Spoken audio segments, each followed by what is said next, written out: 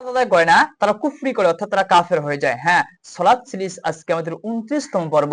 আমরা বলবো যারা সালাত আদায় করে না তারা কুফরি করে। প্রথম দলিল আমরা দেব কোরআন কারীম থেকে, এরপরে আমরা হাদিস থেকে বলবো ইনশাআল্লাহ। আল্লাহ সুবহানাহু ওয়া তাআলা সূরা আনফাল 8 নম্বর সূরা 35 নম্বর আয়াতের মধ্যে বলেন, ওয়ামা কানা সালাতুহুম ইনদাল বাইতি ইল্লা মুকাআন ওয়া তাসদিয়া ফাযুকুল আযাব বিমা কুনতুম তাকফুরুন।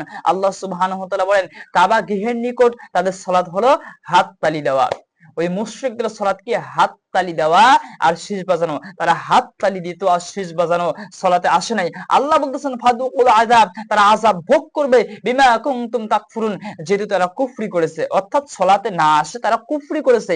যেই কুফরিকে আল্লাহ সুবহানাহু ওয়া তাআলা কুফরি বলেন, অবশ্যই এটা কুফরি, অবশ্যই তারা কি হয়ে যাবে? অবশ্যই তারা কুফরি করবে।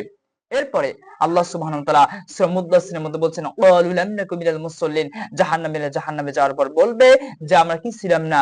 মুসল্লি ছিলাম না। আল্লাহ সুবহানাহু ওয়া তাআলা সূরা তাওবার মধ্যে বলছেন, ফাইন তাবু ওয়া আকামুস সালাতা ওয়া আতাউয যাকাতা ফাইখওয়ানুকুম ফিদ-দীন, যদি তারা তওবা করে, মুশরিকদের ব্যাপারে বলতেছেন, যদি তারা তওবা করে, সালাত আদায় করে, যাকাত প্রদান করে, সালাত কায়েম করে, যাকাত প্রদান করে, ফাইখওয়ানুকুম ফিদ-দীন, তাহলে তারা তোমাদের দ্বীনি ভাই।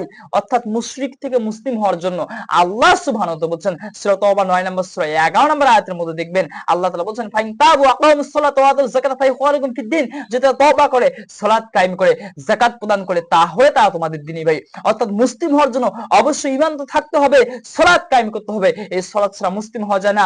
সূরা আনফালের আল্লাহ তাআলা 35 নম্বর আয়াতে একই ভাবে বলছেন, তারা সালাতে আসে নাই, হাত তালি দিত, শীষ বাজাইতো, এই কারণে তারা কুফরি করত।